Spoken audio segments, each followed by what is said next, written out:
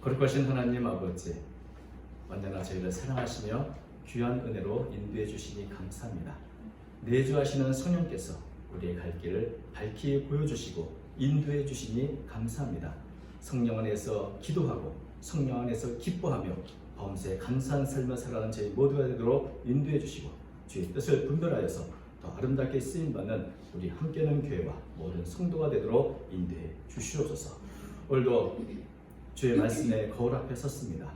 주시는 말씀을 부족한 종을 통하여 바르게 전달될 수 있도록 사용하여 주시옵소서. 모든 성도된 마음을 예비해 주시사 주의 말씀을 받는 그릇되게 해 주옵소서. 함께해 주시길 원하오며 예수님의 이름으로 기도하옵나이다. 아멘. 네, 새해 복 많이 받으십시오. 네. 2023년도 새해 무언가 새롭게 시작할 수 있기를 바랍니다. 왜냐하면 이 새해는 과거는 이제 지나갔고 이제부터라도 내가 다시 살겠다고 하는 그런 결단할 수 있는 기회가 되기 때문에 그렇습니다. 성경에서 이 새해를 맞이하는 절기, 우리가 송구영신 예배나 신년 감사 예배를 드리는데 이와 같은 절기가 무엇이 있을까요? 제가 좀 찾아보니까 나팔절이 있습니다. 그 새해, 그래서 이 나팔절은 신년절이라고 신년제라고 부르기도 하는데, 보통 이 이스라엘의 절기가 다 어떤 사건을 기념하는 그런 절기가 많습니다. 근데 오직 이 나팔절은 어떤 역사적인 사건을 기념하기 위해서가 아니라 이스라엘 달력으로 1월 1일 신년이죠. 신년에 그 새해를 맞이하면서 지키는 절기, 그것이 나팔절입니다. 근데 신년절을 왜 나팔절을 부르냐? 이 절기를 알리는 시작을 나팔로 부르면서 시작되기 때문에 그렇습니다. 그래서 나팔은 제사라든지 전쟁이라든지 왕이 지금 올라오든지 이런 아주 중요한 행사나 사건에서 이렇게 알릴 때 사용하는데, 또 특별히 심판의 날을 예고하는 그런 상징적인 의미도 있죠. 또 신약에서는 예수님이 다시 오실 때 나팔 소리와 함께 오신다. 그래서 이 나팔절을 대부분 이 예수님의 재림과 관련해서 재림을 상징하는 절기라 이렇게 이해를 하기도 합니다. 이 나팔 소리에는 여러 가지 의미가 있는데, 나팔절에 부는 그 나팔에는 어떤 의미가 있을까요? 나팔절에 부르는 그 나팔은 가장 중요한 의미는 이제 과거의 죄의 길에서 돌이켜라, 하나님께로 돌아와라, 하나님 편에 서라, 새로운 심판을 맞이하기 전에 새로운 전기를 다시 한번 시작해라, 이런 의미가 있는 겁니다. 그래서 주로 회개를 촉구하는 의미로 나팔을 부르죠. 우리가 이 느헤미야 8장에 보면 우리가 잘 아는 학사 겸 제사장이었던 에스라가 영적 개혁을 하는 장면이 나오는데, 그때가 언제냐면 나팔절입니다.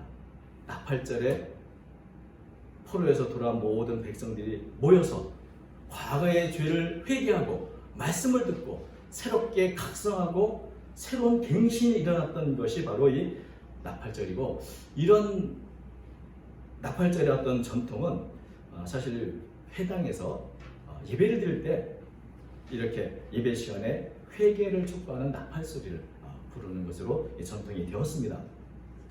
그래서 이 나팔절은 새로운 한 해를 맞이하면서 나의 삶을 돌아보고 끊을 것을 끊고 새로운 미래를 향해서 내가 하나님께 결단하고 내가 하나님 앞에 살겠다, 이런 결심을 하는 그런 절기가 되는 것입니다. 그러니까 그 내용을 보면 우리가 어제 드렸던 송구 영신 예배나 신년 감사 예배하고 조금도 다를 것이 없는 그야말로 그래서 이 송구 영신 예배의 유래를 찾으면 결국 이 나팔절의 규격이 되는 것을 보게 됩니다.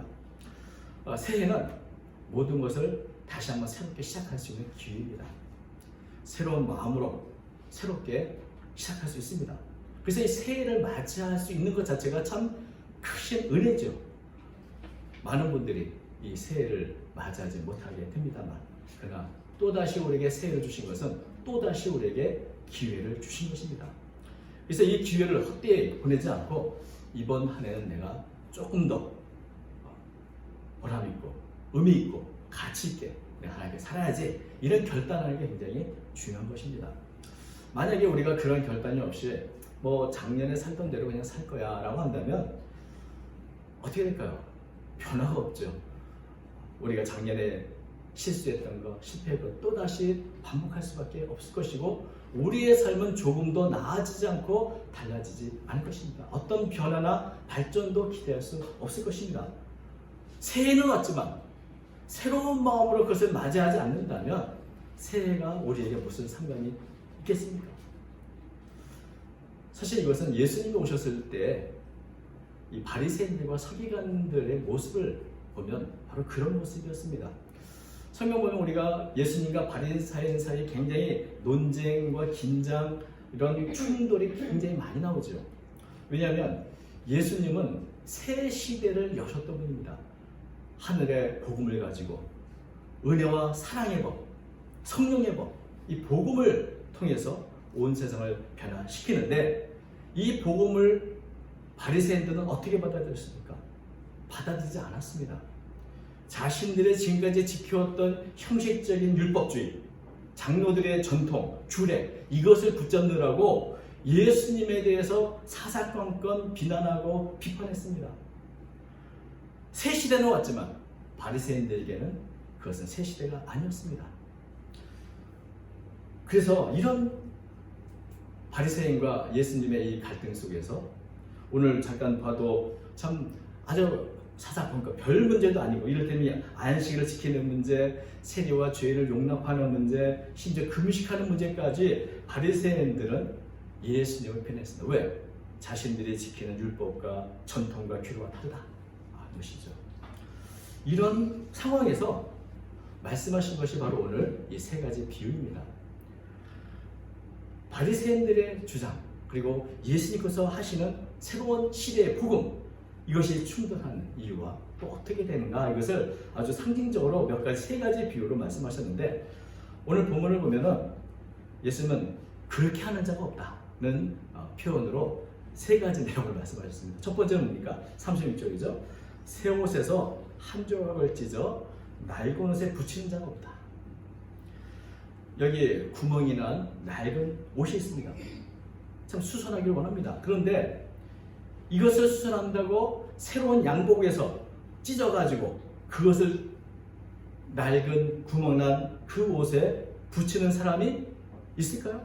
있을 수가 없죠. 낡은 옷을 고치기 위해서 멀쩡한 새 옷을 찢는 그런 바보나 어리석은 사람은 없을 것입니다. 만약에 그렇게 한다면 어떻게 됩니까? 새 옷은 새 옷대로 버리고 낡은 옷도 새 옷을 이렇게 누더기로 기웠지만 그것이 어울리겠는가?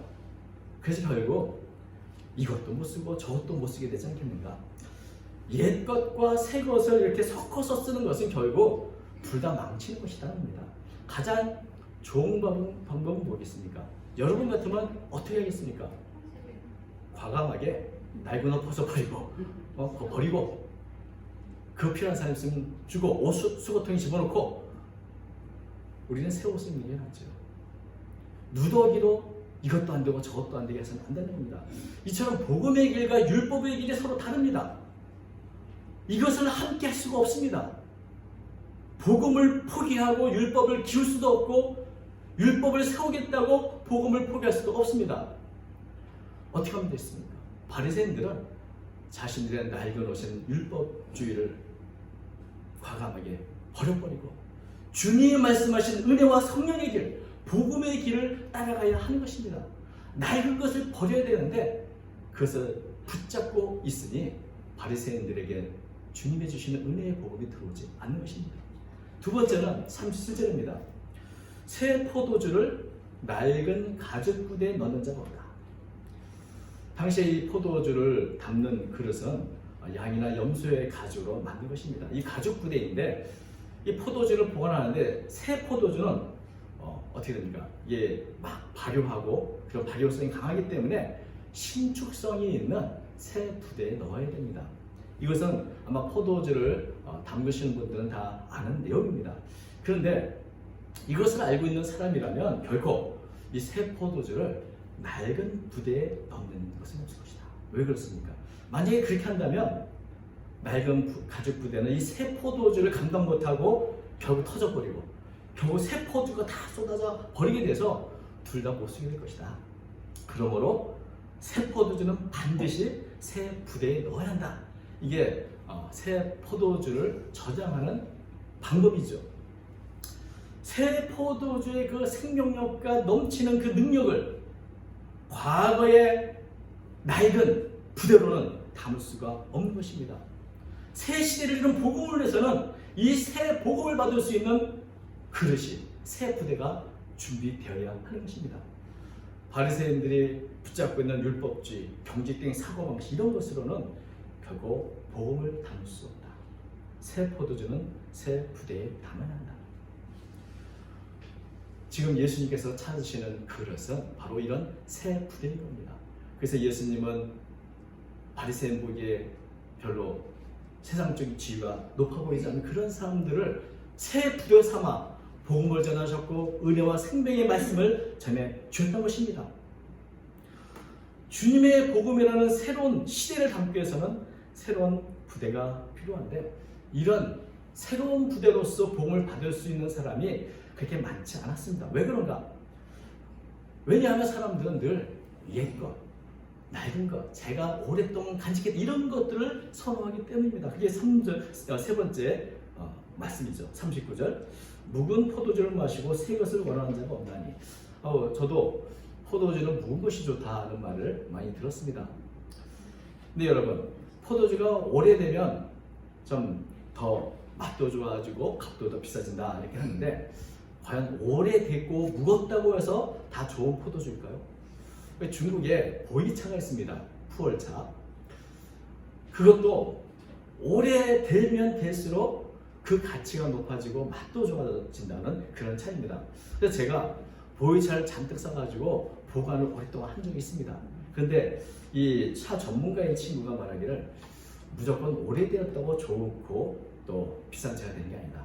좋은 차를 오래 묵어야 그것이 좋은 가치 있는 비싼 보이차가 되는 거지, 나쁜 차는 오래 두었다고 좋은 차가 되는 법이 없다.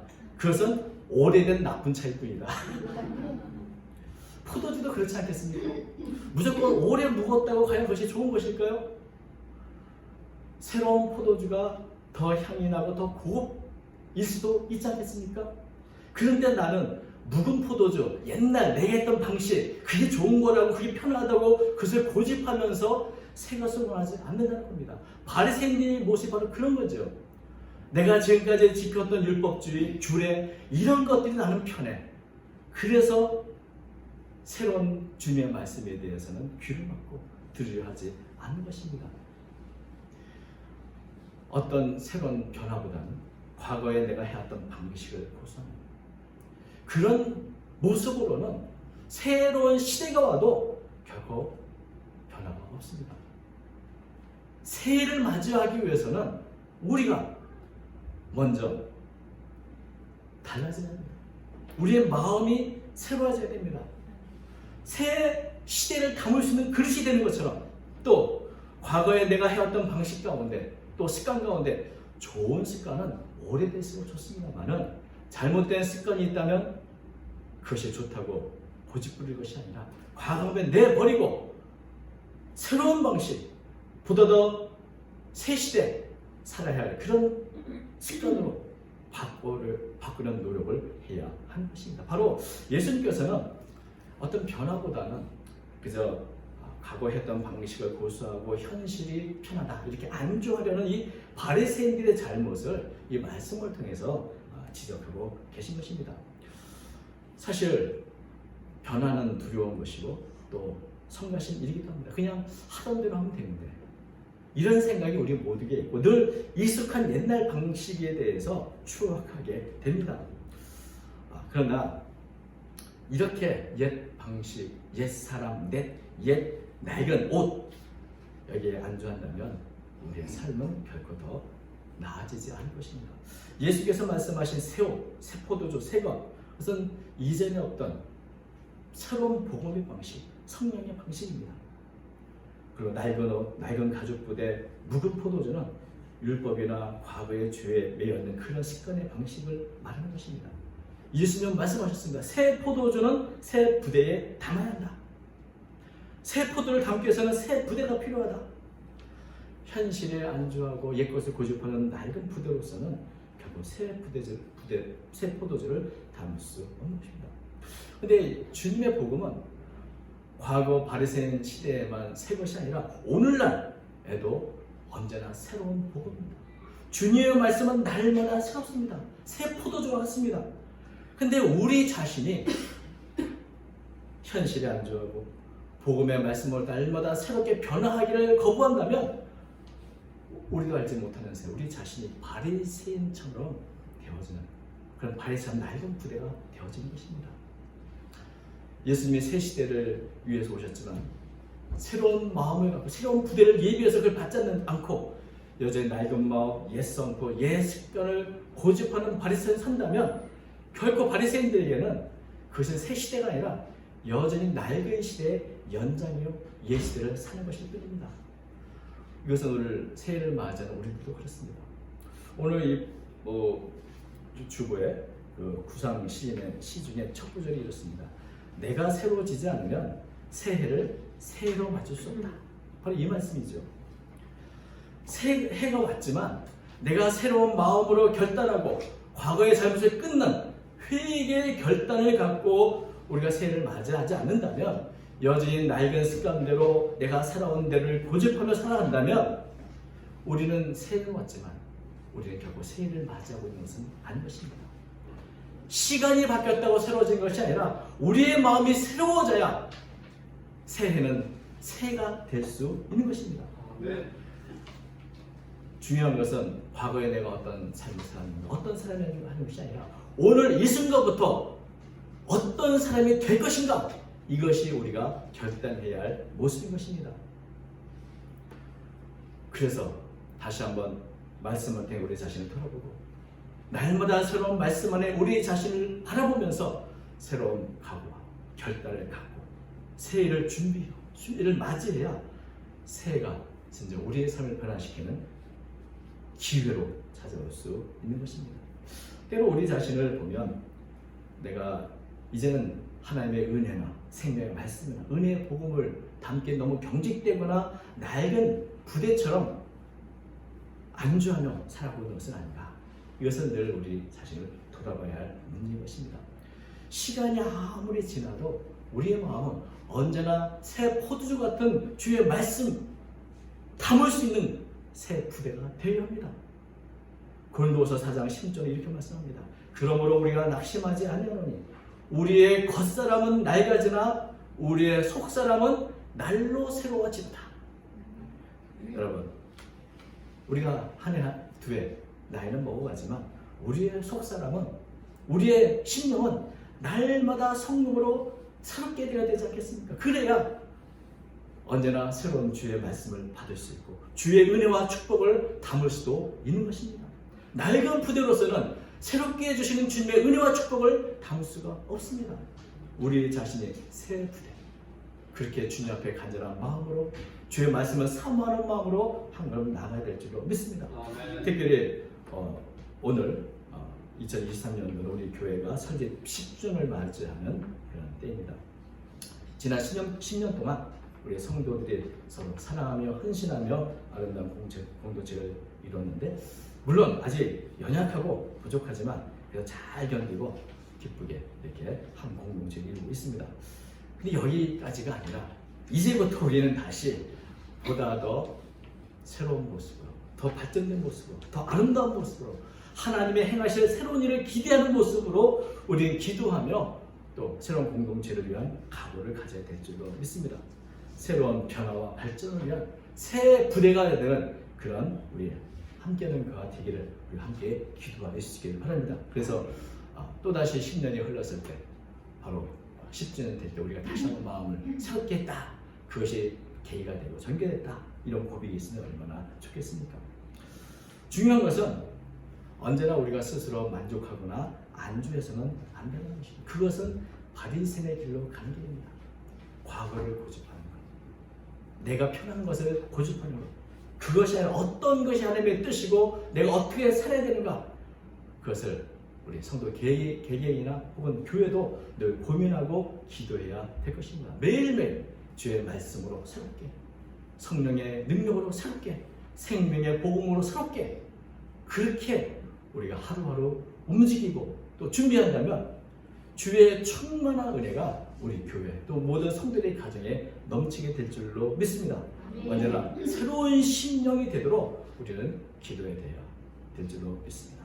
그래서 하나님이 주시는 사랑과 은혜를 담을 수 있는 그런 세 부대, 하나님께도 아름답게 쓰임받는 그런 우리 교회와 우리 성도들 되기를 바랍니다.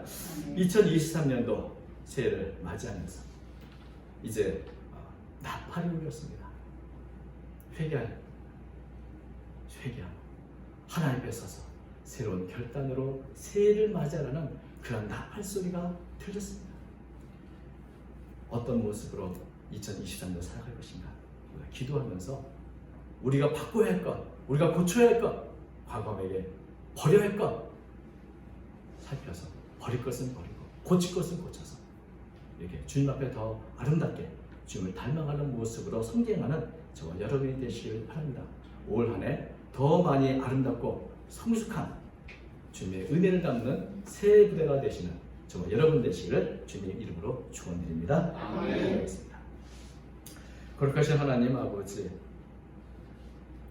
우리 자신을 돌아볼 때 참 연약하고 미천하지만 주님께서 우리를 새로운 시대 귀한 복음의 말씀을 담는 그릇으로 삼아주시니 감사합니다.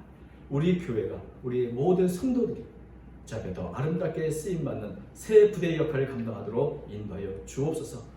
우리가 전하는 복음과 그리스도의 향기를 통해서 더 많은 영혼들이 주님께로 돌아오게 하여 주옵시고, 복음을 위해 수고하시는 모든 종들을 위해서 더 많이 기도하며 협력하는 일들이 일어나도록 도와주옵소서. 우리 주위에 참으로 슬퍼하고 애통하는 이들이 많이 있습니다. 기뻐하는 자와 함께 기뻐하고 우는 자와 함께 우는 사랑이 충만한 교회로 세워 주시옵소서. 올도 사랑하는 성도들의 삶을 돌아봐 주시고 늘 충만한 은혜로 채워 주옵소서. 우리 주 예수님의 이름으로 기도하옵나이다. 아멘.